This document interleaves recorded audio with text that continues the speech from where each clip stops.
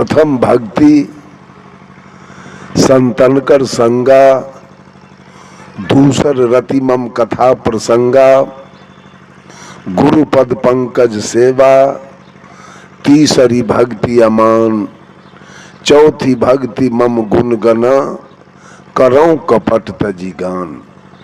मंत्र जाप मम दृढ़ विश्वासा, पंचम भजन सुवेद प्रकाशा, छठ दम शील विरति बहुकर्मा, निरत निरंतर सज्जन धर्मा। सातम सम मोहिमय जग देखो, मोह से अधिक संत के लेखो। आठम जथा लाभ संतोषा, सपनों नहीं देखो परदोषा। नवम सरल सबसे छलहीना, मम भरोसे ही हर्ष न दी। 9 प्रकार की भक्ति भगवान राम ने सेवरी को बताया, लेकिन सदगुरु कबीर ने तमाम दुनिया के लोगों को मात्र 4 प्रकार की भक्ति बताया है। उसमें पहला है श्रद्धा भक्ति, दूसरा है प्रेमा भक्ति, तीसरा है करुणा भक्ति और चौथा है स्नेहा भक्ति।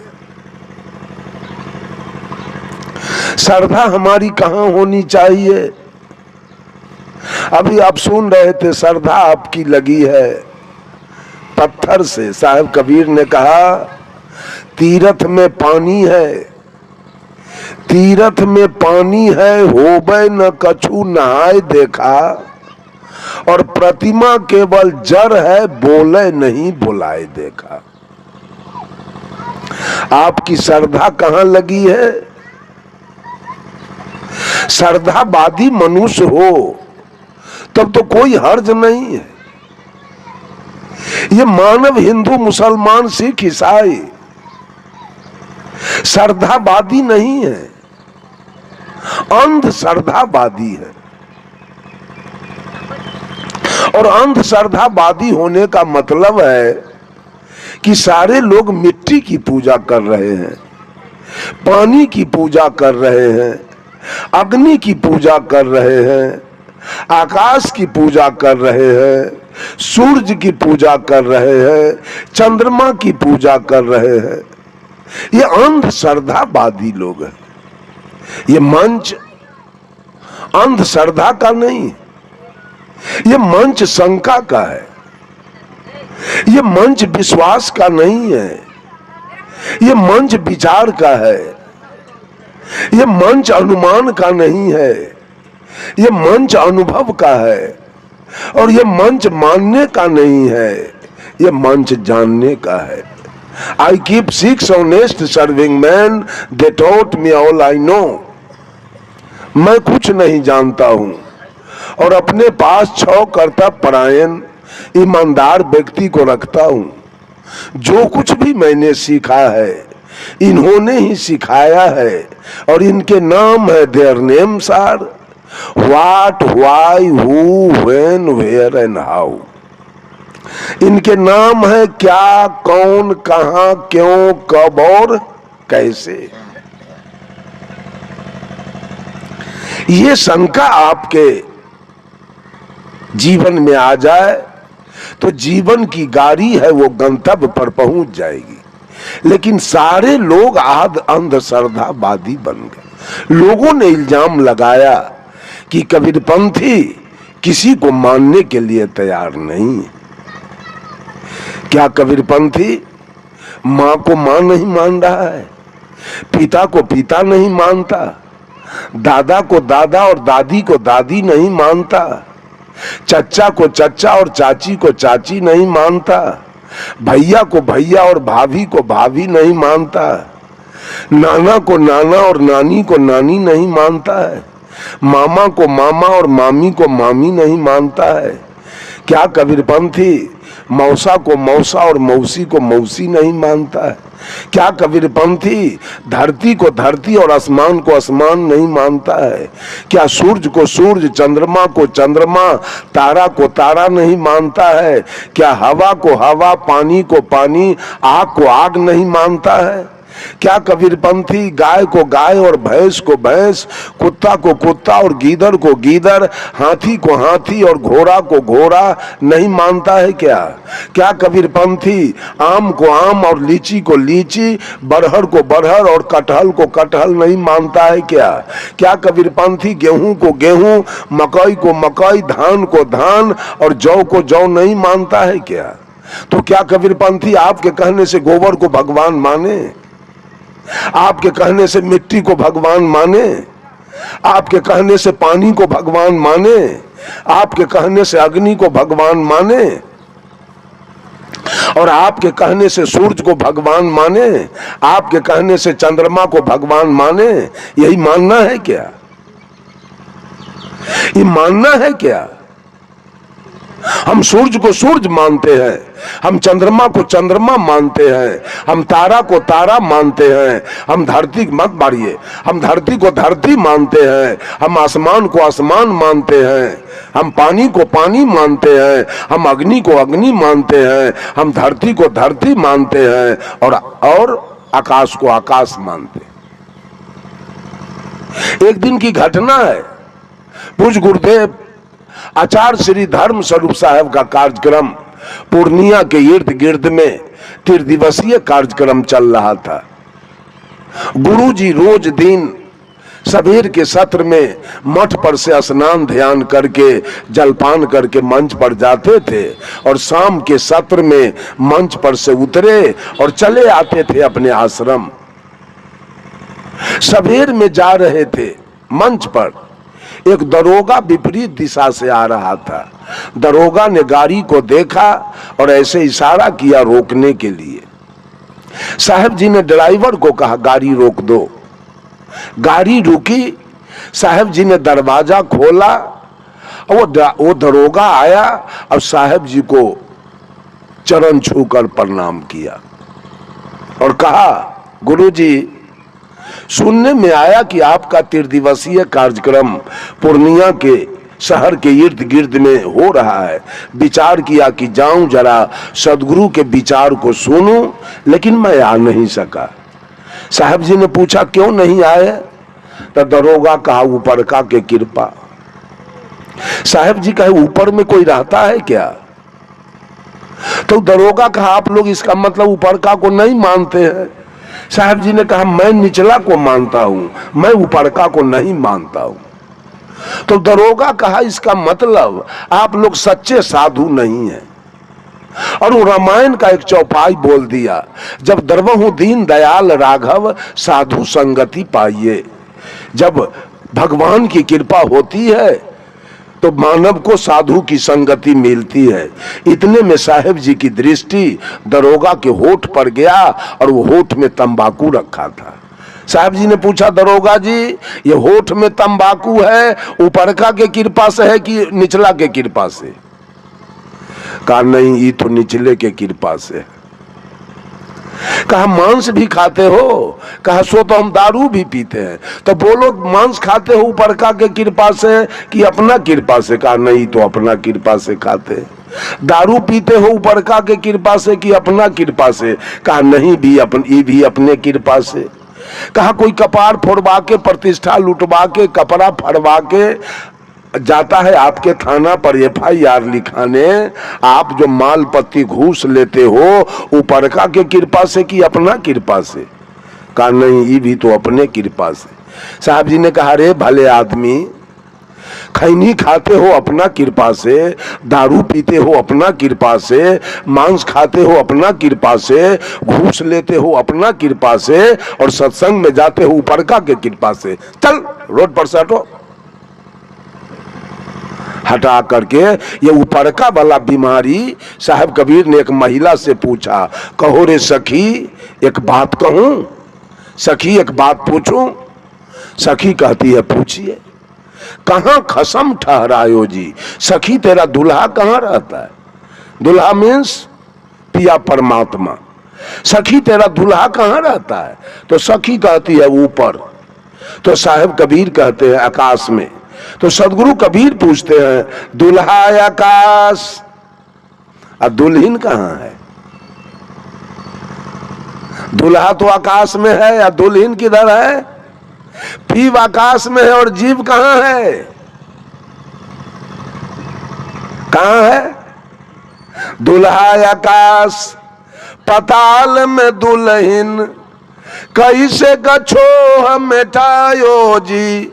दुल्हा हो पंजाब में और दुल्हन हो इस भदसारा में। वो दुल्हा से क्या वो बाल बच्चा होगा इस दुल्हन के? ये दुल्हा से कब भेंट होने वाली है? कब मोहब्बत होने वाला है? परोक्ष में दुल्हा बैठा है, परोक्ष में भगवान बैठा है। मैं तो पूछता हूं बोलने वाले से कि अगर तुम्हारा भगवान परोक्ष में बैठा है ऊपर में, तो 16वीं शताब्दी में मोहम्मद गजनी सोमनाथ के मंदिर पर चढ़ाई किया था और वहां के पंडा पुजारियों को वहां की जनता ने कहा पुजारी जी तैयार हो जाइए, मोहम्मद गजनी आ गया है। पंडा पुजारी ने क्या कहा? भगवान में इतना शक्ति है कि मोहम्मद गजनी से फरियाद लेगा। परिणाम हुआ कि सारे काली दुर्गा लक्ष्मी सरस्वती के नाक कान चीर के और मोहम्मद गजनी सारा सोना चांदी हीरा मोती का जवाहर ले करके और रिटर्न चला गया। ऊपर का भगवान तमाशा देख रहे थे, परोक्ष में बैठे भगवान। 1392 ईस्वी में जब तैमूर लंग दिल्ली के लाल किला पर चढ़ाई किया, 92,000 सेना लेकर आया और 1 लाख हिंदू का सिर काट करके और तब लाल किला पर ईद का नमाज पढ़ा। उस समय ऊपर का कहां बैठा था? क्या कर रहा था ऊपर का?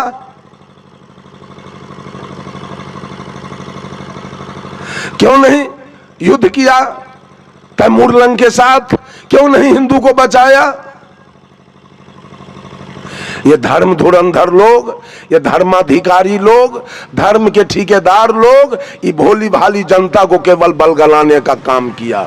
ऊपर में परमात्मा बैठा है, ऊपर में परमात्मा बैठा है, उसकी पूजा करो तुम्हारा कल्याण हो जाएगा।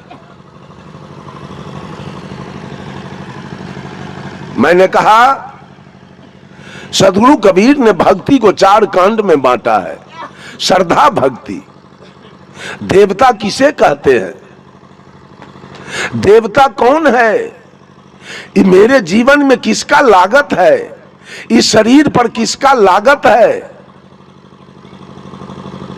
इस शरीर पर किसका लागत है? किसका कर्ज है? किसने आपको ये दुनिया दिखाया? इस सारी दुनिया के बातों को किसने जानकारी दिलाया? किसने आपको पोस पाल के जवान किया? किसने आपको 9 महीना अपने गर्भ में रखा था? वो देवता हमारी मां है। मां, इससे बढ़ के इस सृष्टि में कोई देवता नहीं है मां से बढ़कर। साहब कबीर ने कहा श्रद्धा रखो अपने मां में। इस शरीर में दुर्गा माता का 1 पैसा लागत नहीं है, काली माता का 1 पैसा लागत नहीं है, सरस्वती माता का 1 पैसा लागत नहीं है और लक्ष्मी माता का 1 पैसा लागत नहीं है। वो सारा लागत मेरे मां का है। इसलिए श्रद्धा होनी चाहिए मनुष्य की अपने मां के प्रति। अगर मां नहीं होती तो हम ये दुनिया नहीं देख पाते। अगर मेरी मां नहीं होती तो अभी मैं वैशाली जिला से आकर आपके यहां मंच पर बैठ के बोलता नहीं। ये मेरे मां की कृपा है। कोई भी व्यक्ति अपने कलेजा पर हाथ धर के बोले कि मां से बढ़कर और है कौन? किस देवी देवता का अगरबत्ती दिखाया जाए?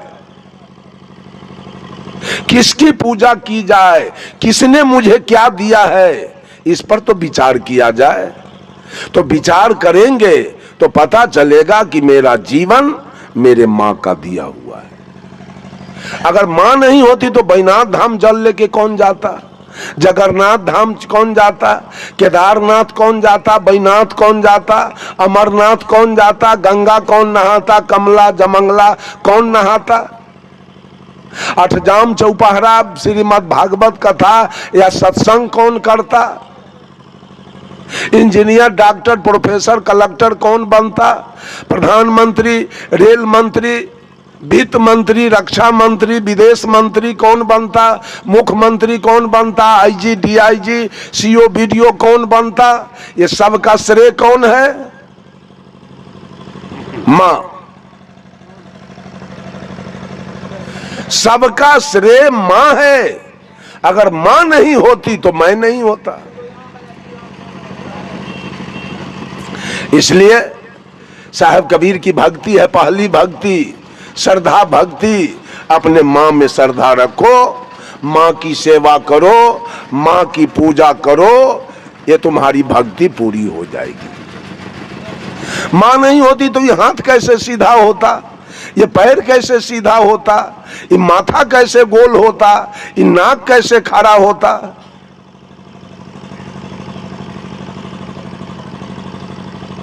इतना बाहर बाहर भक्ति को गुरु लोग सबको दौड़ा रहे हैं, अपना खूर पुजाने की चर्चा खूब करते हैं कि गुरु के तरवा चाट के जियो, गुरु न हो तो तुम्हारा जीवन कल्याण नहीं होगा। गुरु कैसा होना चाहिए? गुरु कैसा होना चाहिए? बिल्कुल ईमानदार, जो सच्चा ज्ञान दे, उसका नाम सदगुरु है। और जो अगल बगल दिखावे, चमत्कार की बात केवल करे, झूठ केवल बोले, वही हमारा कल्याण कर देगा। चमत्कार दिखाने वाला। कबीर ने एक चमत्कार की बात पूरे जीवन में कभी नहीं किया, एक बात झूठ नहीं बोला। उन्होंने स्पष्ट कर दिया बीजक से, काहू के बच नहीं फूरे, काहू कारा माती, मान बराई ले रहे हिंदू तुरुक जाती। बात बोते आसमान की मुद्दत नियरानी, बहुत खुदी दिल राखते बूढ़े बिन पानी। कहे कबीर का सो कहूं सब जग अंधा, सांचे से भागी फिरे झूठे के बंदा। एक महात्मा जी ट्रेन से कहीं यात्रा कर रहे थे, जा रहे थे, टिकट नहीं लिया महात्मा जी, बीच में टीटी आ गया। टीटी कहा महात्मा जी से टिकट दीजिए, कहा हमारे पास तो टिकट नहीं है तो जुर्माना दीजिए।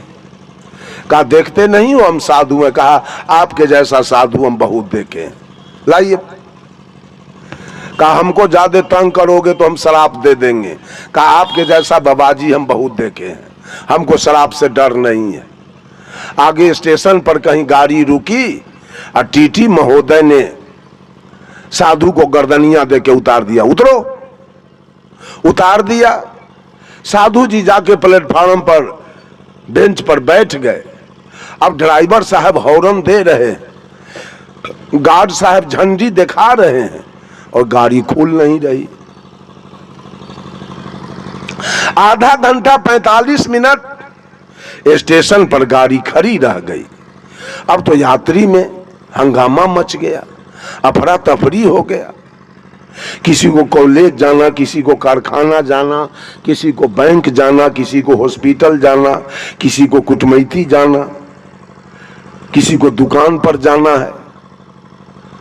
सब लोग ने बारा बाबू से जाके कहा, बारा बाबू गाड़ी क्यों नहीं खुल रही है? तो बारा बाबू ने कहा देखो मैं लाइन क्लियर दे दिया हूं, सिग्नल हरा है, अब गाड़ी क्यों नहीं खुल रही है? हुआ क्या है? कुछ हुआ क्या? कहा हुआ तो यही कि टीटी महोदय साधु को गर्दनिया देके उतार दिया, उस समय से गाड़ी नहीं खुल रही है। तो बारा बाबू ने टीटी से कहा कि आप जाके बाबा से माफी मांग लीजिए कि गाड़ी खुल जाए। टीटी ने कहा ऐसा नहीं होगा, मैं नहीं माफी मांगूंगा। तो बारा बाबू ने कहा माफी नहीं मांगिएगा, गाड़ी नहीं खुलेगी तो जनता से मार खाना पड़ेगा, आपको मारेगा आपको। टीटी को भय हो गया, वो जाके बाबा का पैर पकड़ के माफी मांग लिया। माफी मांगा और सीटी देके गाड़ी खुल गई। जब गाड़ी खुल गई, अब तो बाबा के गरिमा महिमा की क्या सवाल है, कहना है। इतनी इनकी महिमा बढ़ गई। अब लोग जब इनका चेला बनना शुरू किया तो चंद दिनों में 1-2 साल बीतते बीतते 2-4 लाख चेला बाबा का हो गया। 5 वर्ष के बाद जब बाबा मरने लगे, अंतिम सांस पर आ गए, तो जिसको उत्तराधिकारी महंत इन्होंने बनाया, वो कहा बाबा आप तो अब जा रहे हैं, मठ हमको सौंप दिए, जमीन, गाय भैंस, चेला चटिया, महल मकान, ग्रंथ सब हमको दे दिए, मंत्र ले जाके क्या कीजिएगा, वो भी तो दे दीजिए। कहा कौन मंत्र लोगे? कहा जिस मंत्र से गाड़ी रुक गई थी वो मंत्र दे दीजिए। बाबा ने कहा बेटा मंत्र से गाड़ी नहीं रुकती है, मैंने 5,000 रुपया ड्राइवर को घूस दिया था, 5,000 रुपया गार्ड को घूस दिया था, 5,000 रुपया टीटी को मैंने घूस दिया था, तीनों मिलके 45 मिनट ट्रेन को रोक दो कि मेरा गुरु वही धंधा रफ्तार पकड़ ले। रोक दिया तीनों मिलकर। अब तो गुरुओई धंधा हमारा इतना रफ्तार में है कि अब 15,000 घूस में गया और लाख के लाख विदाई आ रहा है। अब क्या चाहिए? ये गुरु लोग चमत्कार दिखा दिखा करके, शीश के आंख में गर्दा झोंक झोंक करके अपना गुरुओई धंधा कैसे रफ्तार पकड़े, इसके जुगाड़ में चमत्कार की बात बराबर करते रहते हैं। और अंधे चेला लोग भी इसी चमत्कार के पीछे। साहब कबीर ने कहा तू कहता कागज की लेखी, अब मैं कहता आंख इनकी देखी। कल चर्चा हुई कि साहब कबीर के जीवन के बारे में कुछ बोला जाए। अब है साहब बोले, हम तो चले गए लैट्रिन, हम तो सुन नहीं पाए। कबीर साहब में भी कबीरपंथी लोगों ने लगा दिया चमत्कार कि कबीर आकाश से उतर गए काशी के लहर तालाब में। कहा राम खीर से आ गए, सीता खेत से आ गई, भीष्म पितामह गंगा से आ गए, सुखदेव जी सुग्गा से आ गए, अगस्त मुनि घैला से आ गए, कर्ण सूर्य से पैदा लिया। संभव है? कारण कार्य व्यवस्था को कहीं कहां रख दीजिएगा? कारण कार्य व्यवस्था को कहां ले जाइएगा? बिना कारण के कार्य होगा? माटी हो पानी, माटी पानी हो और कुम्हार हो और चाक डंडा न हो, काम हो जाएगा? और चाक डंडा हो, कुम्हार हो, अब मिट्टी पानी न हो, तब क्या होगा? काम होगा? और मिट्टी पानी हो, चाक डंडा हो और कुम्हार न हो, तब क्या होगा? कारण 3 है, उपादान कारण, निमित्त कारण और साधारण कारण। जब तीनों कारण लगते हैं तो कार्य प्रारंभ हो जाता है। अगर मां न हो, पिता न हो, तो ये शरीर कहां से बनेगा? आकाश में कैसे बन गया शरीर? मैं तो कहता हूं किसी विद्यार्थी को अगर एग्जामिनेशन में पूछा जाए कि सदगुरु कबीर कैसे आए, और वो विद्यार्थी लिख दे आकाश से आए, तो एग्जामिनर नंबर देगा कि काटेगा? फेल होगा लड़का कि पास होगा? बोलिए, फेल होगा ना? बंधुओं, ये चमत्कार की बात बोल बोल करके जब भगवान राम विवाह करने जनकपुर गए तो मरवा पर बैठे हुए थे। जब दुल्हा जाता है विवाह करने तो गांव के माने युवती लड़की सब दुल्हा से मजाक करने के लिए आती है। जब राम मरवा पर बैठे थे तो जनकपुर के लड़की सब, युवती सब आ गई और भगवान राम से कहती है, ए पाहुन जी, अति उदार कर तू तीदार, अवधपुरी की बामा, खीर खाए पैदा सुत करती, पति कर कुछ नहीं कामा। ये पाहुन जी, आपके अयोध्या के नारी सब इतना उदार विचार की है, खीरे खा के बच्चा पैदा करती है, दुल्हा के कोई जरूरी नहीं। अयोध्या में दुल्हा के कोई जरूरी नहीं है, खीर से बच्चा पैदा होता है। भगवान राम तो लजा गए। सखी बचन सुन के रघुनंदन बोले मृदु मुस्काते, आपन चाल छिपा बहु प्यारी, करहूं आन की बात। भगवान राम मरवा पर कहते हैं, कोई नहीं जन्मे मातु पिता बिनु, बांधे वेद की नीति, तुम्हारे तो सब मही से उपजे, हमरे अस नहीं रीति। कहा क्या है, अपना शिकायत छिपाती हो और हमको बेइज्जत करने आई हो मरवा पर। अरे यही ना कहने आई हो कि अयोध्या में खीर से बच्चा पैदा होता है, दुल्हा के जरूरी ना है। तो हम भी सुने हैं जनकपुर में खेत से बच्चा पैदा होता है, दुल्हन के जरूरी ना है। ये चमत्कार की बात सब, झूठ फूस की बात सब बता बता करके इस भोली भाली जनता के, देखिए अध्यात्म में, अध्यात्म जिसका नाम है उसमें कोई मिलावटबाजी करता है, उसमें कोई झूठ फेंकता है, उसमें कोई गलत बात बोलता है, तो उसके ऐसा गद्दार इस धरती पर कोई नहीं माना जाएगा। क्यों, दूध में पानी मिलाया गया उतना नुकसान नहीं होगा, आटा में चोकर मिलाया गया उतना नुकसान नहीं होगा, घी में डलडा मिलाया गया उतना नुकसान नहीं है, चावल में कंकर मिलाया गया उतना नुकसान नहीं है। लेकिन अध्यात्म में चमत्कार मिलाया गया तो जनता के लिए स्वर्ग नरक का सवाल पैदा लेता है, कल्याण का सवाल पैदा लेता है। ये मिलावटबाजी करने वाले एक नंबर के हत्यारा माने जाएंगे। किसी के जीवन को इन्होंने नुकसान पहुंचाना शुरू किया है। बंधुओं, जरा इस पर विचार किया जाए। मैंने कहा श्रद्धावादी बनो तो मां के प्रति श्रद्धा रखो, इसलिए कि मां का दिया हुआ ये तन है आपका, मां का दिया हुआ ये तन है। और आपको पढ़ा लिखा के इंजीनियर कौन बनाया था, डॉक्टर कौन बनाया था, प्रोफेसर कौन बनाया था, एसपी डीएसपी कौन बनाया था, कलेक्टर कौन बनाया था? पिता ने। सारा खर्चा देकर, मजदूरी करके, बटैया जोत के, ठीका जोत के, मवेशी पाल के, दुकानदारी करके, आधा पेट खा करके, फाटल कपड़ा पहन के, और आपके लिए सब कुछ किया। वही पिता ने आपको इंजीनियर, डॉक्टर, प्रोफेसर बनाया। उसी पिता ने आपके लिए जमीन खरीदा, उसी पिता ने आपके लिए महल मकान बनाया, उसी पिता ने आपके लिए गाड़ी घोड़ा खरीदा, उसी पिता ने आपके लिए गाय भैंस खरीदा, और उसी पिता ने आपका विवाह शादी कराया। आज बेटा किसका पूजा कर रहा है, किसका लागत है मेरे जीवन में? गौर कीजिए, मेरे जीवन में किसका लागत है, किसकी पूजा होनी चाहिए?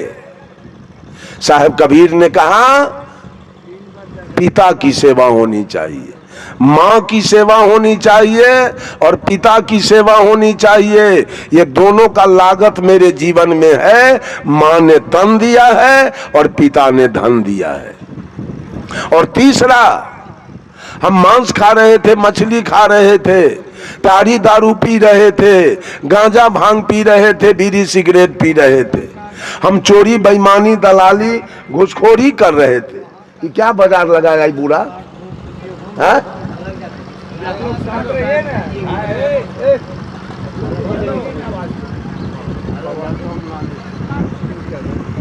बंधुओं, हमारे ऊपर पंचायती हो रही थी, हम पंचायती में थूक चाट रहे थे, हम कहीं गाली सुन रहे थे, लात जूता खा रहे थे, हम जेल जा रहे थे। इन सारे पाप कर्मों से मुझे निकाला किसने? तो लागत मेरे सदगुरु का मेरे जीवन में है कि सदगुरु ने सारे पाप कर्मों से हमको अलग कर दिया। तो मां ने तन दिया, पिता ने धन दिया और गुरु ने ज्ञान दिया। इसके अलावा कोई आदमी उठ के बोलिए कि आपके जीवन पर किसका लागत है, किसकी पूजा होनी चाहिए, किसकी सेवा होनी चाहिए, वो ईमानदारी से कोई उठ के बोलिए, मैं अभी उसका सफाई करूंगा कि और किसका लागत मेरे जीवन में है। अगर आप अपने को हिंदू मानते हैं, हिंदू तो कबीर के शब्दों में कोई है नहीं, कबीर के शब्दों में सब मानव है, सब आदमी है, सब इंसान है। लेकिन मान लिया जाए कि आप अपने को हिंदू कहते हैं, तो हिंदू का मुख्य ग्रंथ वेद है, और वेद ने किस देवता को माना? वेद ने कहा मातृ देवो भव, वेद ने कहा पितृ देवो भव, वेद ने कहा आचार्य देवो भव, और वेद ने कहा अतिथि देवो भव। वेद ने नहीं कहा राम देवो भव, कृष्ण देवो भव, महादेव देवो भव, दुर्गा देवो भव, काली देवो भव, हनुमान देवो भव। वेद ने नहीं कहा, वेद ने कहा मातृ देवो भव, माँ सबसे बड़ी देवता है। और तब कहा पिता, इसलिए कि माँ का लागत ही जीवन पर 12 आना है और पिता का लागत 4 आना है, इसलिए हर जगह से माँ को आगे कर दिया गया। मातृ देवो भव, पितृ देवो भव, आचार्य देवो भव, और ये जो बैठे हुए अतिथि हैं, ये सभी देवता के रूप में बैठे हैं। इनका स्वागत करना, इनका मान सम्मान करना जिसने आयोजन किया है, उनका काम है कि हमारे दरवाजे पर जो देवी और देवता आए हैं उनका स्वागत करना मेरा काम है। ये 4 देवता है। विवेकानंद जी ने तो 2 देवता और बढ़ाया, विवेकानंद जी 2 देवता और बढ़ा दिया, मूर्खो देवो भव और मूर्खो देवो भव और दरिद्रो देवो भव। 2 देवता और बढ़ा दिया गया। बंधुओं, यही आपके देवता हैं। इनका लागत, इनका कर्ज आपके सिर पर है। इनका कर्ज सधा लीजिए, इनका लागत वापस कीजिए। अगर आप वापस नहीं करते हैं और जिंदगी भर अंधश्रद्धा में पड़कर जहां तहां अगरबत्ती बार रहे हैं, जहां तहां पानी ढार रहे हैं, जहां तहां नमस्कार प्रणाम कर रहे हैं, ये सारा कर्जा बकाया रहेगा और आपको कभी मुक्ति मिलने वाली और कभी कल्याण मिलने वाला नहीं होगा। अंत में आपको नरकगामी बन जाना पड़ेगा। दूसरा, आपने अभी सुना प्रेम की चर्चा। व्हाट इज प्रेम? प्रेम है क्या? किसको प्रेम कहा जाए? साहब कबीर ने कहा, प्रेम पाट का चोलना, पहिर कबीरू नाच, पानी पे दिन होता उसको जो तन मन बोले साथ। और कहा, पोथी पढ़ी पढ़ी जगमुआ, पंडित भया न कोई, 2.5 आखर प्रेम का, पढ़े सो पंडित हो। कहा, दुनिया मर गया पढ़ते पढ़ते, लेकिन पंडित मैं किसी को नहीं देखा। पंडित कौन होगा? A+B- इससे कोई पंडित नहीं हो सकता है। कबीर ने कहा, पढ़ पढ़ के पंडित, पढ़ पढ़ के ऐसे है, लिख लिख हो गए चोर। और जो पढ़ने सदगुरु मिले सो पढ़ना कछु और। साहब कबीर कहते हैं, पढ़े लिखे क्या कीजिए, समुझी मन बौरा हो, अंत बिलैया खाए समुझी मन बौरा हो। क्या पढ़े आज तक? प्रेम की पढ़ाई पढ़े? पर संयुक्त एकार और मोहलांते 2.5 अक्षर है, 2.5 आखर प्रेम का, पढ़े सो पंडित होई। एक आदमी से किसी ने पूछा कि कल तो भतसारा में सत्संग था, आप वहां नहीं पहुंचे, कहां थे? कहा कि हम एक पंचायती में चले गए थे। कहा, पंचायती कैसी थी? कहा, एक लड़का एक लड़की में प्रेम हो गया, उसी की पंचायती थी, उसी में हम चले गए। कहा, बताइए प्रेम में पंचायती कैसे हो गया? लड़का लड़की में प्रेम हुआ तो प्रेम में पंचायती की क्या आवश्यकता है? पंचायती तो झगड़ा में, लड़ाई में, बेईमानी में, चोरी में, मर्डर में, इसमें पंचायती होती है। और जहां प्रेम हो गया वहां पंचायती की क्या आवश्यकता थी? प्रेम तो सेवरी और राम के बीच में हुआ, जो कभी पंचायती की आवश्यकता नहीं पड़ी। प्रेम मीरा और कृष्ण के बीच में हुआ, जो कभी पंचायती नहीं हुआ।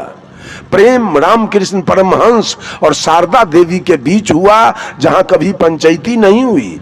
प्रेम जयप्रकाश बाबू और प्रभावती देवी के बीच हुआ, जहां कभी कोई पंचायती नहीं हुआ, कोई खून खराबी नहीं हुआ, कोई मामला फौजदारी नहीं हुआ, कोई गाली गलौज नहीं हुआ, कोई मारपीट नहीं हुआ और कोई बच्चा भी पैदा नहीं लिया।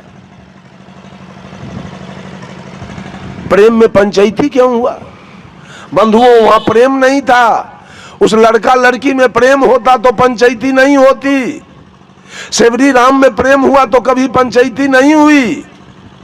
उस लड़का लड़की के बीच प्यार हुआ।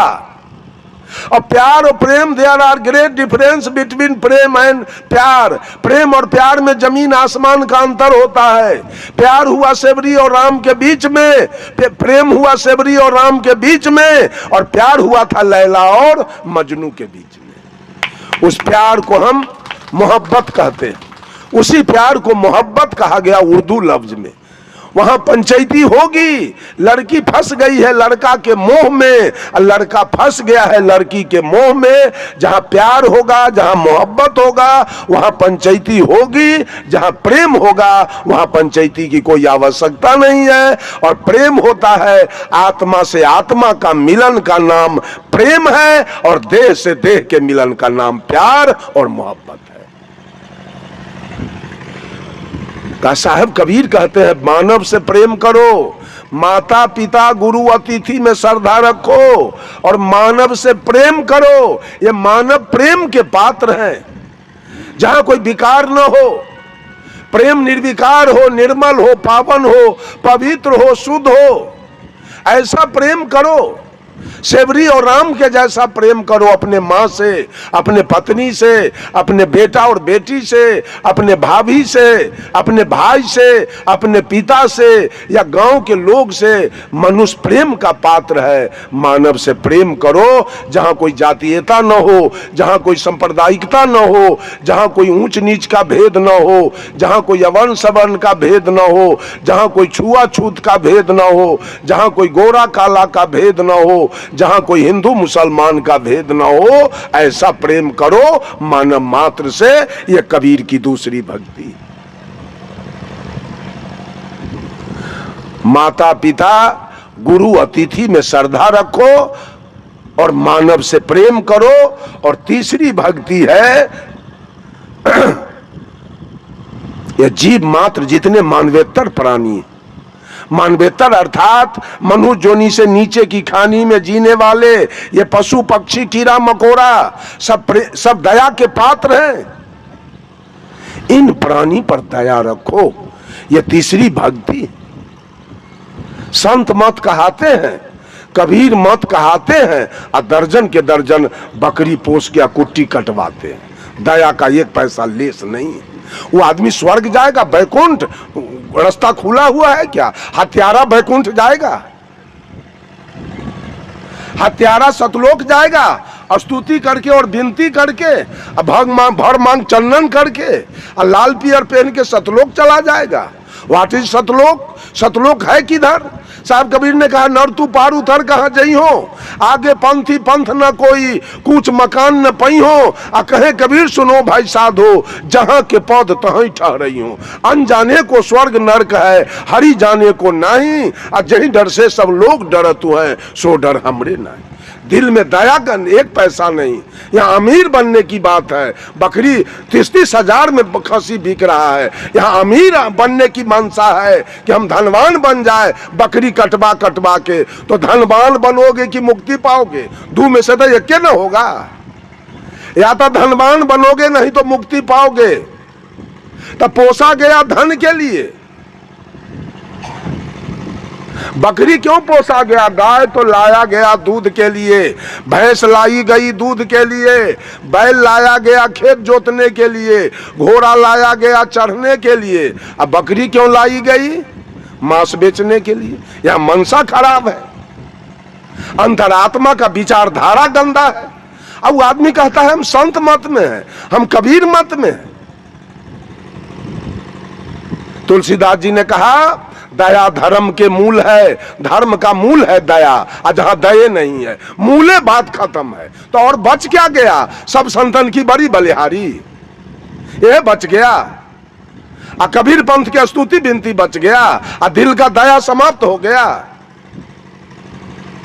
अपना नहीं, अगर ऐसा है तो अपने बेटा पर बड़ी दया बेटी पर मत रखिए। आप अपने बेटा बेटी पर से भी दया हटा लीजिए। औरतों के पास माया होती है लेकिन दया का पूरा अभाव। एक जगह हम बैठे थे, वो बुढ़िया बकरी माने बच्चा देते देते बेचारी बुढ़ा गई। अंत में जब वो बच्चा देने लायक नहीं रह गई तो घर भैया कसाई के हाथे बेच लिया।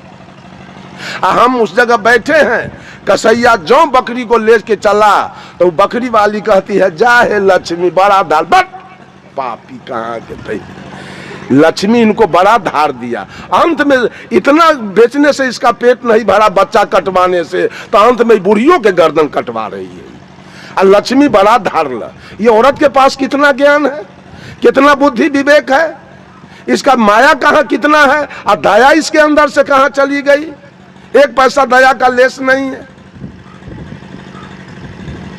धनवान बनने की लालसा है कि बकरी पोस के हम धनवान बन जाएंगे। खून के पैसा से और गर्दन के कट्टी के पैसा से कोई धनवान बन जाएगा? कोई नहीं बनेगा। वो धन गलेगा, वो धन गलेगा, बढ़ेगा नहीं किसी कीमत पर, चूंकि गर्दन कट्टी का पैसा है। दया है दिल में, सदुआई करते हैं, स्तुति विनती और प्रार्थना करते हैं। हेलो, और मुक्ति पाने की बात करते हैं। जब देवव्रत ने जब हंस को मारा था, हंस गिर गया, तीर लगा, हंस गिरा। हंस को किसने उठाया? सिद्धार्थ गौतम ने उस हंस को अपने गोद में उठाया और धीरे से उसका तीर खींच के और मल्हम पट्टी करके अपने गोद में रखा था। हंस थर थर कांप रहा था डर से। देवव्रत दौड़ के आया, भैया, चचेरा भाई थे दोनों, भैया ये हंस मेरा है, मैंने इसको मार के गिराया है, हंस मुझे दे दो। सिद्धार्थ गौतम ने कहा, भैया मारने वालों से ज्यादा अधिकार है बचाने वालों का। मैंने इस हंस के प्राण की रक्षा की है, मैं हंस नहीं दूंगा। दोनों भाई में झंझट होने लगा। कहा तो एक काम करो, पंचायती बैठाओ और फरियालो कि हंस किसका होगा। सौभाग्य देखिए, पंच में सिद्धार्थ गौतम के पिताजी राजा सुदोधन को पंच माना गया। एक तरफ भतीजा है और एक तरफ बेटा है, और पिताजी पंच बन गए। देखा कि अगर भतीजा के पक्ष में जाता हूं तो बेटा कहेगा पप्पा भतीजा का पक्ष ले लिया, अगर बेटा का पक्ष लेता हूं तो भतीजा कहेगा बड़ा पप्पा बेटा के पक्ष में भाग गया। अभी संकट है यहाँ। एक उपाय सूझा सुदोधन को, कहा कि देवव्रत सामने खड़ा हो जाओ। दूरी तय करके खड़ा करा दिया और इधर भी दूरी तय करके सिद्धार्थ गौतम को खड़ा करवा दिया और दोनों का दूरी नाप करके और बीच सेंटर में उस हंस को रख दिया गया। और सुदोधन ने कहा, हंस जिसके तरफ जाएगा हंस उसी का होगा। बोलिए आप लोग, हंस किधर जाएगा? हंस सिद्धार्थ गौतम की तरफ चला गया। ताली बज गई और हंस सिद्धार्थ। एक एक प्राणी, जब बकरी चराने वाला चरवाहा बकरी को खोलता है चराने के लिए तो बकरी आगे भाग जाती है, चरवाहा पीछे पड़ जाता है। लेकिन उसी बकरी का रस्सी आप जरा कसैया के हाथ में दे के देखिए, कसैया आगे खींच रहा है, अब बकरी चारों पैर पीछे खींच रही। ये दुनिया में एक एक जीव प्रेम का भूखा है, लेकिन मनुष्य चूंकि निर्दयी हो गया इसलिए सारे जीव डर रहे हैं। मैं मठाही मठ पर था, वहां 2 कौआ आता था रोज। और कौआ कितना होशियार था, दोसर कुछ देते थे तो नहीं खाता था। उसको चाहिए केरा पका हुआ और नहीं तो छाली दही।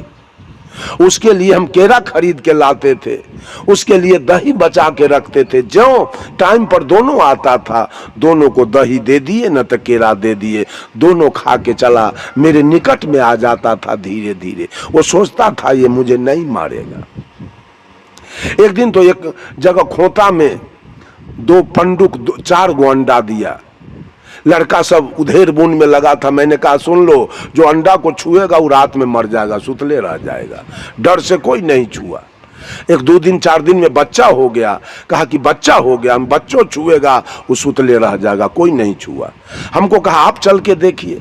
मैं गया तो बच्चा को झांप करके उसके मम्मी पापा बैठे थे। हमको देख के तो उड़ जाना चाहिए, लेकिन दोनों में से कोई नहीं उड़ा। मैं दोनों को हाथ से उठा के अलग रख के बच्चा को खिला लिया और फिर दोनों बूढ़ा बूढ़ी को मैं खोता में रख दिया। फिर कल गए तो नहीं उड़ा। वो जान रहा था ये आदमी हमको मारने वाला नहीं है। आज तक मैं एक चींटी को नहीं मारा हूं। आज तक 65 बरस का उम्र मेरा बीत रहा है, न आज तक मैं कभी मंदिर गया और न मैं आज तक किसी चींटी को मारा, और नहीं आज तक कोई दुर्व्यसन खाया, न किसी का चोरी दलाली किया, और नहीं कहीं सत्संग में गए तो साटाबाजी किया, और न किसी के बहू बेटी पर बुरा नजर डाला। अब मंदिर भी कभी नहीं गया। मैं गुरु के बताए हुए, आचार्य परवर धर्म स्वरूप साहब के बताए हुए मार्ग पर चलता हूं। किसी का कोई आज तक गड़बड़ी मैंने नहीं की। और मंदिर जाने वाले, पूजा करने वाले एक से एक गलत काम करते हैं, इसलिए कि भरोसा है मंदिर का, भरोसा है देवी देवता का। लेकिन आचार्य जी ने मुझको कहा इतना ईमानदारी से किशनगंज में कि हे रमा शंकर साहब, मेरा भरोसा भी मत कीजिएगा, भरोसा अपना, भरोसा अपना। आज गुरु गुरु गुरु पढ़ते पढ़ते सब बेकल है। गुरु बैकुंठ ले जाएगा आपको, हैं? डोरी धरा के ले जाएगा आपको बैकुंठ में। भरोसा हटा लीजिए। भरोसे वाले व्यक्ति कायर होते हैं, डरपोक होते हैं, और नहीं तो अहंकारी होते हैं। जिसका बाप दरोगा है, जिसका बाप एसपी डीएसपी है, वो किसी के बेटी का इज्जत लूट लेगा। कहेगा हमको कौन क्या बिगाड़ेगा, मेरा बाप एसपी है, मेरा बाप दरोगा है, FIR होगा नहीं। वो आदमी किसी का मर्डर कर देगा, और नहीं तो वो आदमी बिल्कुल कोढ़ी हो जाएगा, काम नहीं करेगा। बाप कमाते हैं, हम क्यों कमा के खाएंगे। वैसे भगवानवादी लोग या तो अहंकारी हैं और नहीं तो कायर हैं, डरपोक बन के जी रहे हैं। हम न कायर हैं और न हम अहंकारी हैं। हमको किसी का भरोसा नहीं है। अपने भरोसा पर साहब कबीर ने कहा, रे बंदे कर ले आप निबेरा। अपना भरोसा पर चलता हूं और एक एक पैर उठाता हूं कि कहीं कर्म का परिणाम न भोगना पड़ जाए। एक एक पैर ऐसा उठाता हूं कि कहीं गलती न हो जाए, किसी को हमसे दुख न हो जाए और उसका परिणाम न कहीं हमको भोगना पड़ जाए।